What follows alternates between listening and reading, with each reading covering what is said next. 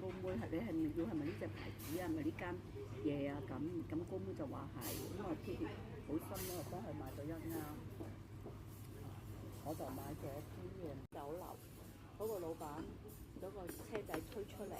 就買喺度 sell。哎呀，我哋啊啲臘腸啊臘味又好正㗎，即係咁我又覺得都 OK 啦，咁我就買咗每樣買咗1斤啦。1斤潤腸，1斤臘腸，買咗2條臘肉，咁樣所以你呢啲咧我都唔知㗎，我覺得應該係咯，因為嗰日咧我叫姐姐嚟幫手幫我，但係我出咗街嘛當時，我啲臘肉出嚟同我洗啊蒸啊，咁我話咁同我切粒，因為姐姐幫過我㗎嘛，第3年㗎啦今年，所以佢都知㗎啦，切咩 size 啊，咁然後攞臘腸，其實我啲臘腸入邊咧。我都唔知我櫃入邊咧，有啲係今次新買嘅，我有啲咧又係上次咧年年頭嘅臘腸嚟咧，姐姐已經好醒啦，幫我已經刨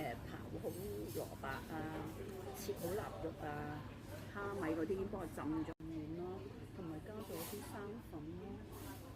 我係要講起我琴日姐姐嚟幫我，都冇俾人工佢，佢將花俾啦，將佢姐姐